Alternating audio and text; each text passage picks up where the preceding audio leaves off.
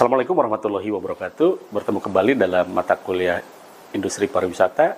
Pada kesempatan ini kita akan membahas tentang strategi pengembangan wisata bahari. Jadi secara umum ya, pengembangan wisata bahari ini memiliki 4 pilar. Yang pertama, pengembangan produknya ya, pengembangan produk wisatanya. Artinya bagaimana produk wisatanya semakin bervariasi, semakin berkualitas. Kemudian yang kedua, berkaitan pengembangan promosinya, pengembangan promosi wisata baharinya. Tentu saja adalah berkaitan dengan bagaimana mempromosikan destinasi wisata yang sudah dikembangkan itu sehingga dikenal gitu ya oleh para wisatawan baik di dalam maupun di luar. Dan yang ketiga adalah pengembangan SDM wisata baharinya. Karena tentu saja industri wisata ini tidak mungkin berjalan dengan baik tanpa SDM yang berkualitas.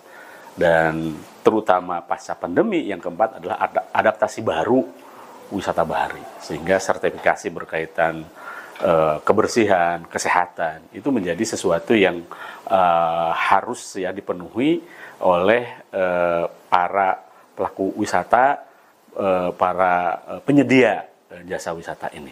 Nah, dan khususnya untuk wisata bahari ya, bisa ditekankan lagi mengapa kemudian wisata bahari ini menjadi sangat strategis ya bagi Indonesia. Tentu saja wisata bahari menjadi sesuatu yang sangat penting ya, karena kita memiliki luas laut yang amat luas ya, 5,8 juta kilometer persegi, 75% wilayah Indonesia ini adalah laut.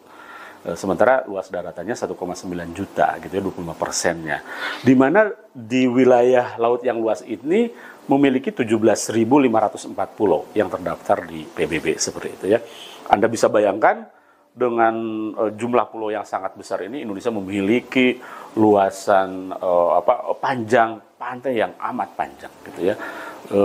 Diperkirakan luasan dari panjang pantainya ini terpanjang kedua ya di dunia setelah Kanada seperti itu. Diperkirakan sepanjang 95.181 km. Artinya di situ banyak sekali pantai-pantai yang indah menjadi daya tarik wisata pariwisata bahari. Nah, oleh karena itu kalau kita bicara tentang pengembangan pariwisata bahari ya yang didorong oleh kementerian juga, itu minimal dari 4 aspek ini ya, dari 4 atraksi ini. Yang pertama wisata cruise, yang kedua wisata yacht gitu ya, kemudian diving, ya surfing yang itu sangat terkait dengan bahari, dengan lautan gitu.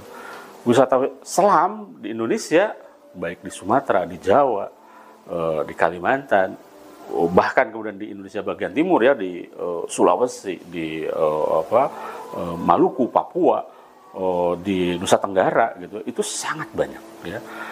Wisatanya, wisata selam ini juga menjadi terus daya tarik yang sangat kuat gitu ya, karena ya laut Indonesia memiliki panorama yang sangat indah, memiliki model pantainya gitu ya, jenis terumbu karangnya, jenis ikannya, suasananya, belum lagi tadi kulinernya dan sebagainya. Artinya wisata selam ini menjadi salah satu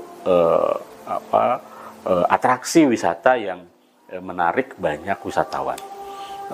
Di wilayah Indonesia memiliki banyak sekali tempat-tempat yang sangat indah, yang sangat menarik gitu ya para wisatawan untuk diving ya. Misalnya yang dekat saja ya, kalau dari Jawa Barat kita ke Pulau Seribu misalnya, di sana banyak tempat-tempat di mana orang bisa menawarkan keindahan alam di sana ya.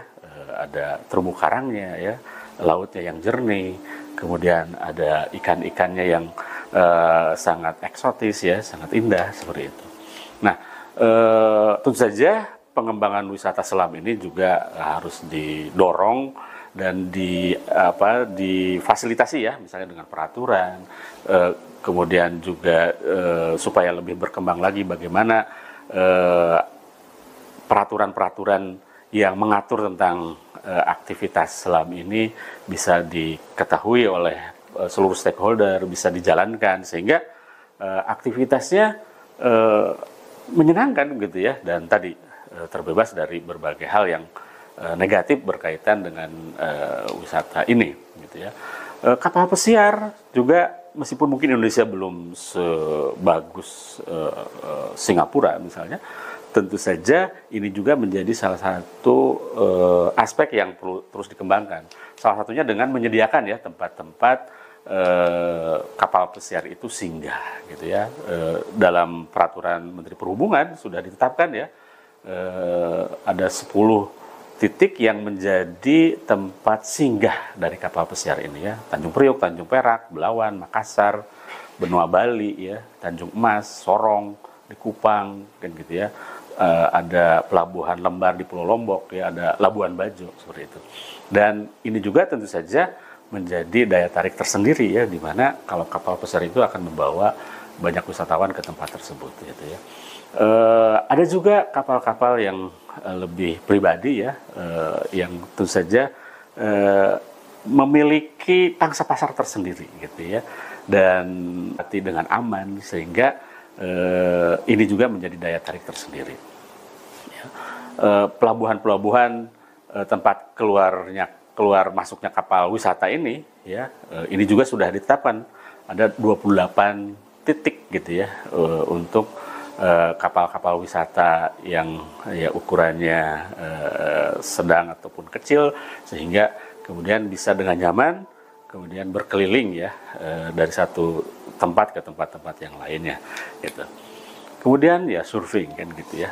Ini juga Indonesia menjadi salah satu surga ya bagi kegiatan wisata ini, karena di banyak tempat ombaknya sangat menantang ya untuk para pecinta surfing ini.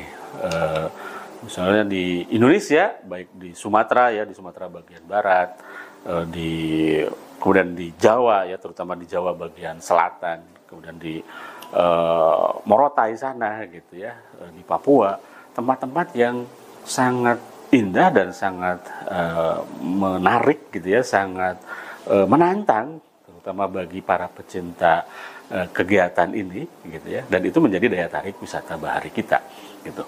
Nah, juga daya tarik ini bisa diperkuat ya dengan adanya kompetisi-kompetisi ya, misalnya kompetisi surfing di Indonesia tahun 2022 ada di Lampung, ada di Banyuwangi gitu ya, ada di Bali gitu ya, ada di Sumatera Utara. Nah, ini tentu saja akan bersinergi ya antara daya tarik alamnya dengan kegiatan-kegiatan seperti kompetisi ini ya. Dan tentu saja ini menjadi pengantar awal ya, bahwa sekali lagi industri pariwisata bahari sangat memiliki potensi yang sangat besar untuk terus dikembangkan menjadi lebih baik lagi. Demikian, terima kasih. Assalamualaikum warahmatullahi wabarakatuh.